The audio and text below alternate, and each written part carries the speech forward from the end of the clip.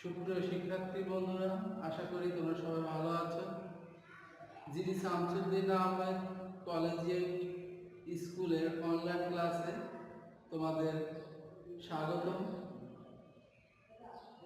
আজকে দ্বাদশ শ্রেণীর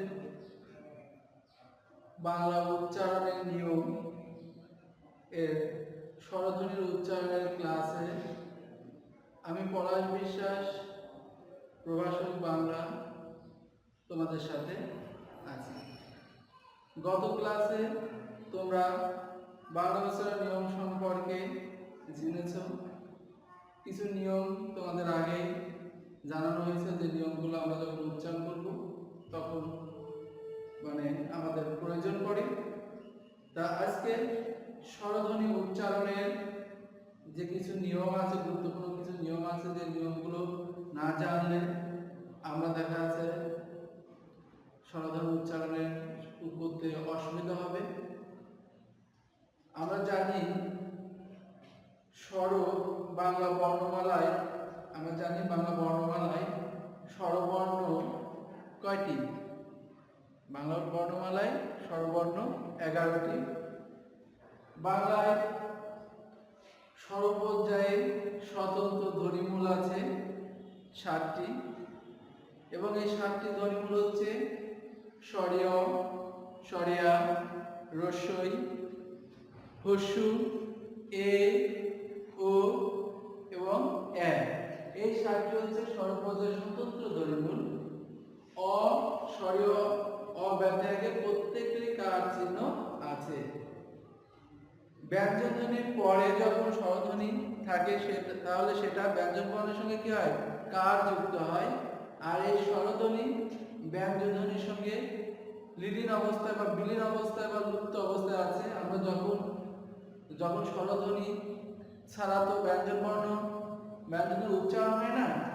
দেখা যাচ্ছে আমরা যখন ক বলতেছি, এই ব্যঞ্জনের উচ্চারণের সময় ক, দেখো ক শুনে কি অ আছে, তাহলে অটা উচ্চারিত হচ্ছে।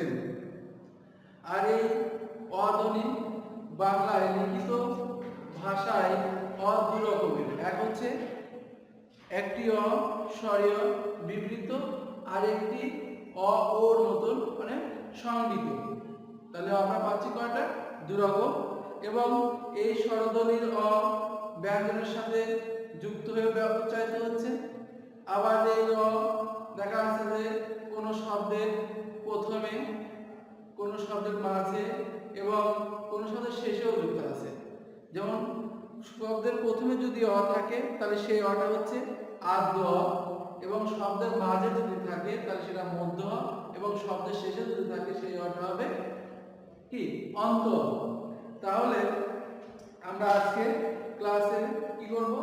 আদ্য অ সম্পর্কে আলোচনা করব, এবং এই আদ্য অর নিয়ম সম্পর্কে আমরা জানবো যে শব্দের প্রথমে যদি অ থাকে তাহলে সেটা স্বাধীন অ হতে পারে, যেমন স্বরীয় এরকম স্বাধীন অ থাকতে পারে, অথবা দেখা যায় ব্যঞ্জনে যুক্ত অ থাকতে পারে।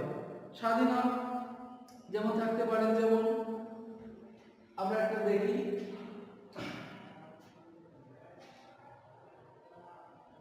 অরু,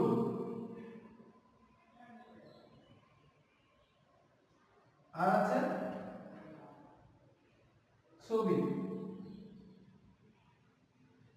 দেখো এই অটা কি? স্বাধীন অ, সরাসরি দেখো অ লিখতে হয়েছে। আর এই যে ছ, এটা দেখো এখানে কি ব্যঞ্জনের সাথে যুক্ত আছে, তাহলে এরকম সেটা স্বাধীন অ অথবা ব্যঞ্জনে যুক্ত অ থাকতে পারে। এরপরে যদি রস্বই, হস্যু, দীর্ঘই, দীর্ঘ যদি থাকে তাহলে সেই অটা কি হবে? সেই অটা ও রূপে উচ্চারণ করতে হবে বা ও রূপে উচ্চারিত হবে। আমরা খেয়াল করো বন্ধুরা, বোর্ডের দিকে খেয়াল করো যে আদ্য অ এর পরে যদি রস্বই, হস্যু, দীর্ঘই, দীর্ঘ ধ্বনি থাকলে সেই অ এর উচ্চারণ ও এর মতো হয়। যেমন দেখো এখানে কয়েকটা শব্দ দেয়া আছে। অতীত, আমরা যদি নিয়ম অনুযায়ী আদ্য অর পরে যদি দেখো তো আর দেওয়ার পরে তয় দীর্ঘিকার আছে মানে দীর্ঘের দীর্ঘিকার আছে, তাহলে কি হবে ওই অটা হবে ও ও তয়সী ত অতীত। আমরা গত ক্লাসে তোমাদের বলেছিলাম যে যদি শব্দে যদি বা বানানে যদি দীর্ঘিকার থাকে তাহলে সেটা উচ্চারণে যে রস্যিকার হয়ে যায়, যেহেতু বানানে দীর্ঘিকার আছে আমরা উচ্চারণে সেটা কি করছি রস্যিকার ব্যবহার করছি। তারপর দেখো কবিতা, শব্দের প্রথমে ব্যঞ্জনযুক্ত আছে এবং তারপরে রস্যই বা রস্যিকার আছে, এই জন্য শব্দের প্রথমে কি হবে ও রূপে উচ্চারিত হবে কো কো বি তা। এরপরে দেখো বন্ধুরা এখানে অরুণ শব্দের প্রথমে সরাসরি অ আছে এবং তারপর দেখো রয় হস্য আছে, এখানে হস্য আছে রয় হস্য আছে এবং মধ্যে ন আছে, তাহলে ও রয় হস্য দন্তে ন অরুণ। আমরা জানি বানানে যদি মধ্যে ন থাকে তাহলে উচ্চারণ সেটা দন্তে ন হয়। আবার দেখো এখানে অনিকেত, তাহলে আমাদের নিয়ম অনুযায়ী হওয়ার কথা ছিল অনিকেত ও দন্তনসী কয়কার তহস, কিন্তু এখানে দেখা আছে কি হচ্ছে স্বরীয় দন্তনসী কয়কার তহস অনিকেত। দেখো বন্ধুরা এখানে কিন্তু অয় থেকে যাচ্ছে, আবার এখানে দেখো অ, দেখো এই দুটো জায়গায় কোনো পরিবর্তন হয়নি, কারণ এই দুটো একটু ব্যতিক্রম নিয়মে হয়েছে। কারণ আমরা জানি যে না বোধক না উপসর্গ এবং সহ বা সহিত উপসর্গ সহ উপসর্গ থাকলে এই উল্লেখিত নিয়ম এর বাইরে দেখা যাচ্ছে উল্লেখিত নিয়মটি প্রযোজ্য হবে না। এই কারণের জন্য অনেকের অটা হয় থেকে গেছে আর অসীমের ক্ষেত্রে অটা অয় থেকে গেছে, তার কোনো সীমা নেই, না বোধক অর্থে ব্যবহৃত হয়েছে। তবে এই অসীমের এটা যদি আমরা ব্যক্তি নাম হিসেবে যদি ধরতাম বা ব্যক্তি নাম হিসেবে যদি ধরি তাহলে এক্ষেত্রে কি হবে এই অটা ও রূপে উচ্চারিত হবে অসীম। তাহলে তোমরা বুঝতে পারছো যে কিভাবে কি পরিবর্তন হচ্ছে। যদি এটা না বোধক অর্থে ধরি তাহলে অ তারপর অসীম মহাস অসীম, আর যদি এই অসীমটাকে যদি আমরা ব্যক্তি নাম হিসেবে ধরি তাহলে অ তারপর অসীম অসীম। আমরা জানি যে দীর্ঘিকার থাকলে রস্যিকার ব্যবহার করতে, সেটা আমরা রস্যিকার ব্যবহার করেছি। এরপরে আছে কি আদ্য অয়ের পরের ধ্বনিতে যদি রিকার এবং জফলা থাকে তাহলে সেই এই যে কোনো একটি থাকলে তাহলে সেই অটা কি হবে ও রূপে উচ্চারিত হবে, সেই অটা কি হবে ও রূপে উচ্চারিত হবে। দেখো আদ্য অয়ের পরে ধ্বনিতে রিকার বা জফলা থাকলে সেই অয়ের উচ্চারণ ও রূপে উচ্চারিত হচ্ছে। আমরা দেখো যকৃত,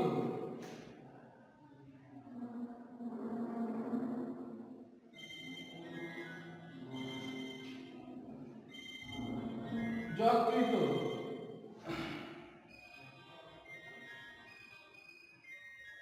যকৃত। তারপর দেখো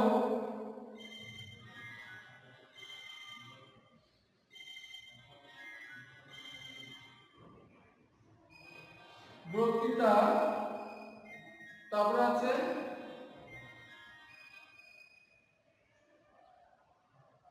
পণ্য, তারপর আছে সজ্জা,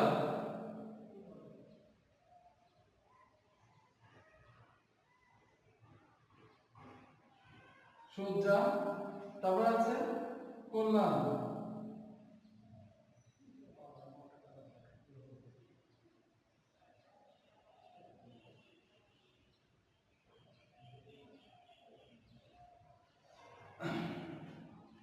তারপর আছে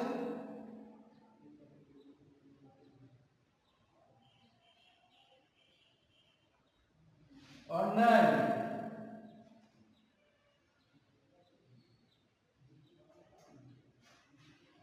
তারপর আছে অকৃতজ্ঞ।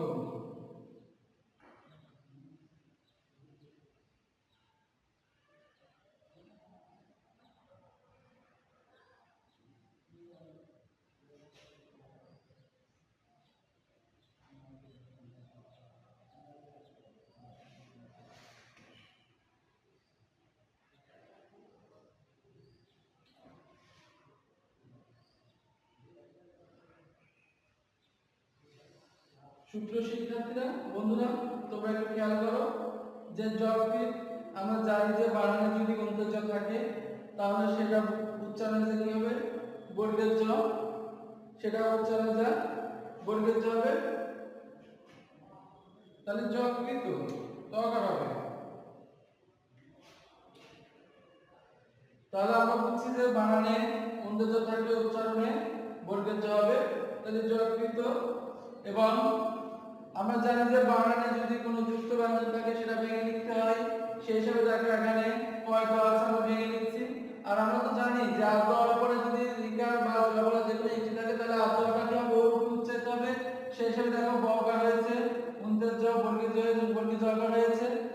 আবার দেখো এখানে অকৃতজ্ঞ থেকে গেছে, কারণ এটা একটা নাবোধক অর্থে ব্যবহৃত হয়েছে, তাই এই রিকার অর্থের পরে যে রিকার আছে এই নিয়মের থেকে প্রযোজ্য হয়নি, এজন্য অ থেকে গেছে। এবং দেখো এখানে বর্গের জয় ইং আছে, এখানে এটা থাকলে যদি শব্দের এটা যদি থাকে তাহলে শব্দের প্রথমে থাকলে কি হবে? এটা থাকলে শব্দের প্রথমে থাকলে হবে গ চন্দ্রবিন্দুর জফলাও দেওয়া যায়। আবার যদি দেখা যাচ্ছে শব্দের শেষে বা ভালো থাকে তাহলে গ হস গ চন্দ্রবিন্দুর আমরা দিয়ে দেখতে পারি।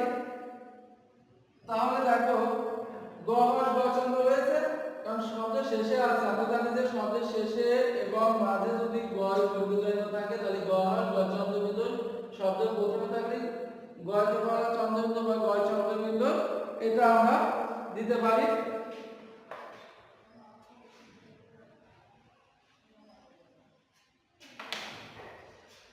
এবার দেখো যে শব্দের প্রথমে যদি স্বাধীনা অথবা ব্যঞ্জনে যুক্ত থাকে এবং তারপর যদি জফলা থাকে তাহলে সেই অটা ও রূপে উচ্চারিত, এজন্য পকার হয়েছে।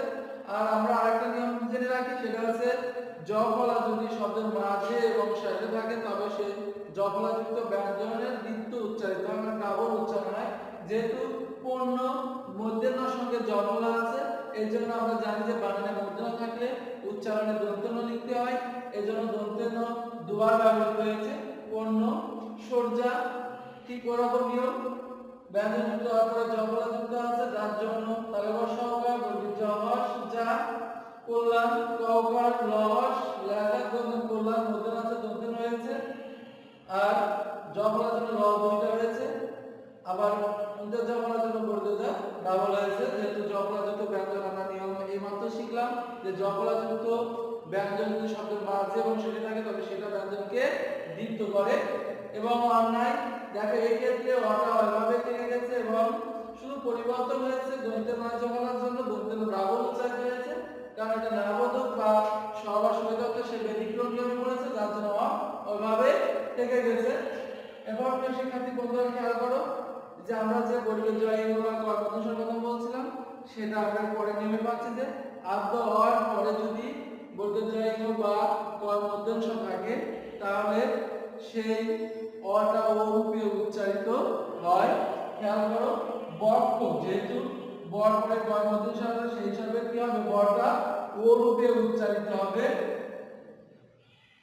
তাহলে বকার। আর আমরা জানি যে শব্দের মাঝে বা শেষে যদি কর্মদোষ থাকে, কর্মদোষ যদি এটা যদি এই কর্মদোষ যদি শব্দের প্রথমে থাকে তাহলে শুধু খাওয়া হবে, আর যদি এটা শব্দের মাঝে যদি শেষে থাকে তাহলে কস খাওয়া হবে। তাহলে দেখো তো বন্ধুরা কর্মদোষ কি আছে? শব্দের শেষে আছে না? তাহলে কি হবে? বক্ষ কস খাওয়ার বক্ষ।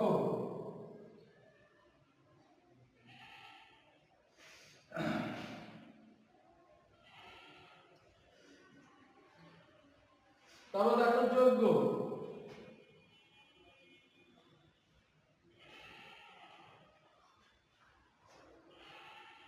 আমরা তো নিয়মটা আগে জেনেছি যে উদ্দেশ্য থাকলে বানান উদ্দেশ্য থাকলে বর্গের জ হয়, আর বর্গের জ যদি শব্দের মাঝে বা শেষে থাকে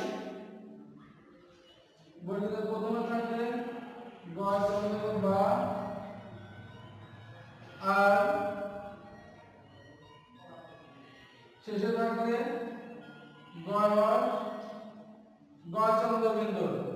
এই হিসাবে দেখো এখানে গয় চন্দ্র এসেছে অক্ষম, এখানে আবর্তমাত্র ব্যবহৃত হয়েছে বলে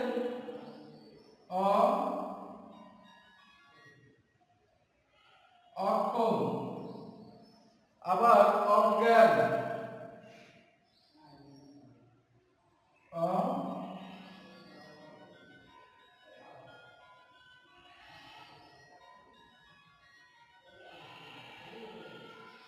অজ্ঞান। কারণ হচ্ছে বর্গের জয় ইঙ্গন পরে যদি আকার থাকে তাহলে সেটা এর রূপে উচ্চারিত হয়। এই যে এই এর রূপে উচ্চারিত হওয়ার কারণে দেখা যাচ্ছে যে অজ্ঞান। সুপ্রিয় শিক্ষার্থী বন্ধুরা, এবার লক্ষ্য করো র ফলা যুক্ত আদ্য সব সময় ও রূপে উচ্চারিত হয়। র ফলা যুক্ত আদ্য সবসময় কি হয়? ও রূপে উচ্চারিত হয়। যেমন গ্রহ, দেখো গয় র ফলা আছে, তাহলে কি হবে? গ্রহ, গর্বনা হলো গ্রহ। শ্রম আছে, শ্রম, সর্ব অকার মহাশ্রম।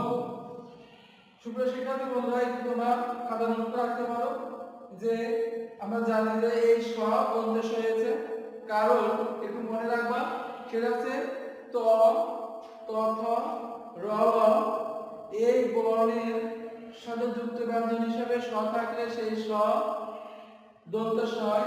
দেখো এখানে র ফলা আছে, তালবশত কি যুক্ত হিসেবে র ফলা আছে, যার কারণে এই সটা তার দন্ত স হয়েছে। তবে এক অক্ষর শব্দের র ফলা যুক্ত আদ্য, এক অক্ষর শব্দের র ফলা যুক্ত আদ্য এর পরে যদি উদ্দেশ্যক থাকে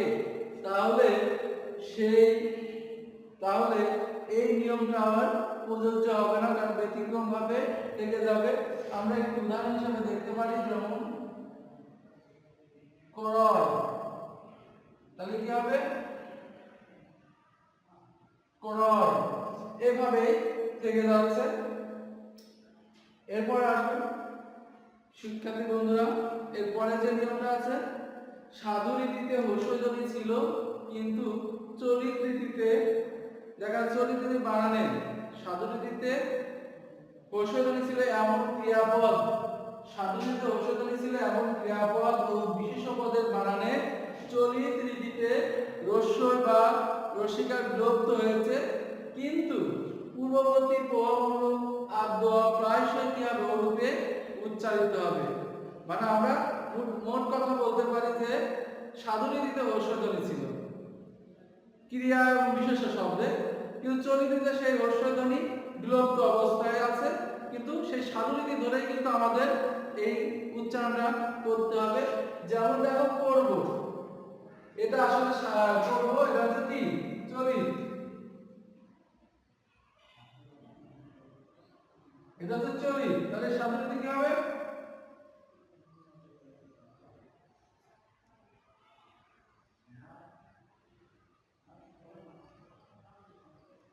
এটা হচ্ছে সাধু, তাহলে এই সাধু রীতি অনুযায়ী ধরে আমাদের করতে হবে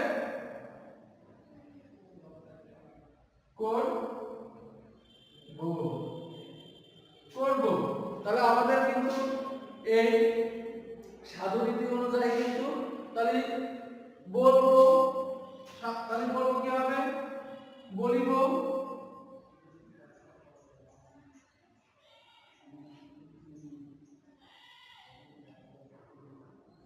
বলবো, এরকম হবে। যেমন আছে কলকাতা, এটা হচ্ছে চলিত রীতিতে আছে, কিন্তু আগের নাম ছিল হচ্ছে কলিকাতা।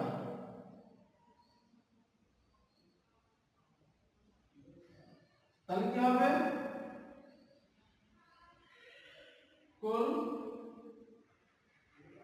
কলকাতা। তাহলে সুপ্রিয় শিক্ষার্থী বন্ধুরা তোমরা বুঝতে পারছো আসলে এই হচ্ছে আজকের ক্লাসে আমাদের আবহাওয়া সম্পর্কে যে ক্লাস নিলাম সেই আবহাওয়া সম্পর্কের ক্লাসে আজকে এই ক্লাস তোমাদের খুব সহজভাবে বোঝানোর চেষ্টা করেছি যাতে তোমরা বুঝতে পারো জানতে পারো এবং পরবর্তী ক্লাসে এরপরে মধ্য অন্ত এবং ব্যঞ্জনবর্ণের উচ্চারণের যে নিয়ম আছে সেই নিয়মগুলো আমি তোমাদের পরবর্তী ক্লাসে জানাবো। আজকের ক্লাস এখানে শেষ করছি। তোমাদেরকে ক্লাসে দেখার জন্য ধন্যবাদ। আর এই করোনাকালীন সময়ে তোমরা স্বাস্থ্যবিধি মেনে চলবা, বাসায় থাকবা, পড়াশোনায় মনোযোগী হবা এবং বাড়ির বাইরে যদি যেতে হয় তবে অবশ্যই মাস্ক ব্যবহার করবা এবং খাবারের আগে সাবান পানি দিয়ে হাত পরিষ্কার করে নিবা। সবাইকে ধন্যবাদ জানিয়ে আমার ক্লাস এখানে শেষ করছি।